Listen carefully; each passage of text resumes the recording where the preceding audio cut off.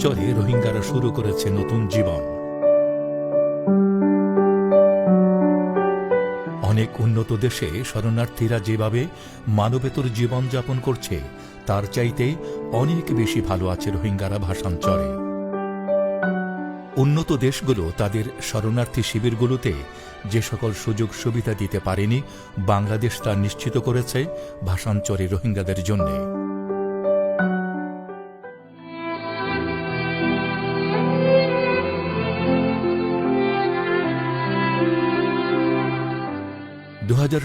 সালের 25 আগস্ট থেকে নজিরবিহীন নৃশংসতা, নির্যাতন ও নিপীড়নের মুখে মায়ানমার থেকে বাস্তুচ্যুত রোহিঙ্গাদের আশ্রয় দিয়ে বাংলাদেশের মাননীয় প্রধানমন্ত্রী যে মানবিক আচরণ দেখিয়েছেন, বিশ্বে তা নজিরবিহীন।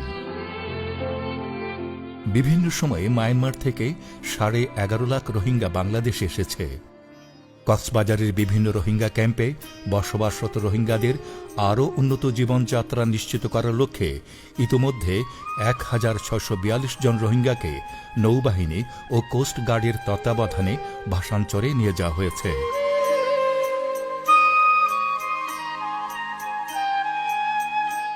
বাংলাদেশের দক্ষিণে সন্দ্বীপের কাছে এই দ্বীপটির নাম ভাষাঞ্চর। 3100 কোটি টাকা ব্যয়ে নির্মিত এই নগরীতে একসঙ্গে 1 লাখ মানুষ থাকার ব্যবস্থা রয়েছে। তাদের সুরক্ষার জন্য রয়েছে শক্তিশালী বাঁধ।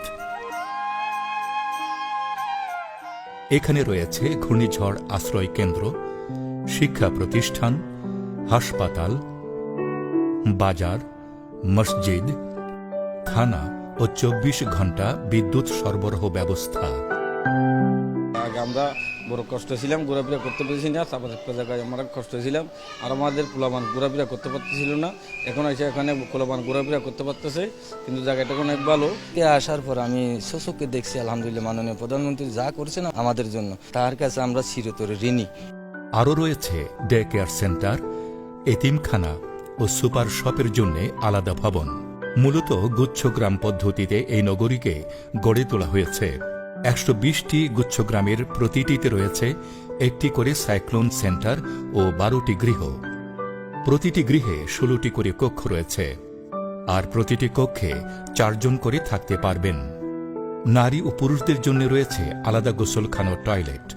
এখানে আরো ভালো লাগতেছে, খোলা খালা জায়গা, ওখানে তো তেল ফালের ঘর, বাসা সবগুলো ভালো। ওইখানে এরকম থাকতে পারিনি। পুরো প্রকল্পটি সার্বক্ষণিক সিসি ক্যামেরা দ্বারা নিয়ন্ত্রিত। এই দ্বীপের বাসিন্দাদের কৃষি খামার, মাছ ধরা সহ নানা রকম অর্থনৈতিক কর্মকাণ্ডে যুক্ত হওয়ার সুযোগও রয়েছে।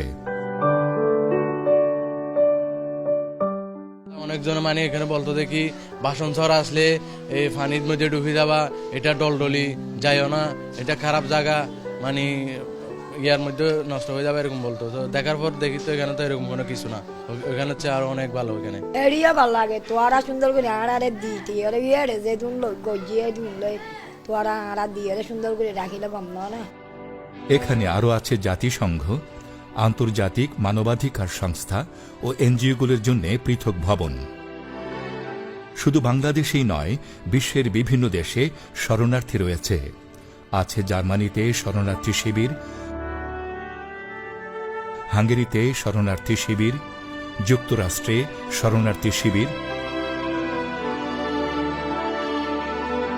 ও ফ্রান্সে শরণার্থী শিবির। তারা জলে জঙ্গলে খোলা আকাশের নিচে বস্তিতে মানবেতর জীবনযাপন করছে। দিনের পর দিন প্রচণ্ড ঠান্ডার মাঝে তাঁবুতে দিন কাটাচ্ছে। এদের বসবাসের জন্য ন্যূনতম সুযোগ সুবিধাও নেই। Don't have security, water no good. We don't have a bathroom. We don't have a water for washing. We have many refugees sick. We face terrible situations here.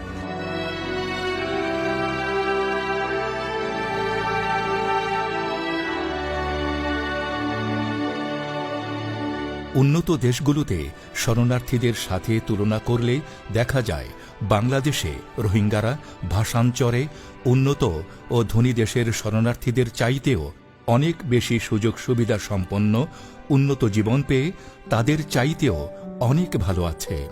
Bangabandhu কন্যা মাননীয় প্রধানমন্ত্রী শেখ হাসিনার সরকার রোহিঙ্গাদের জীবনমান উন্নয়নে আধুনিক সুযোগ সুবিধা ও তাদের নিরাপত্তা নিশ্চিত করেই তাদের ইচ্ছা অনুযায়ী ভাষাঞ্চরে স্থানান্তর করছে। ভাষাঞ্চরে যেতে পেরে খুশি রোহিঙ্গারা।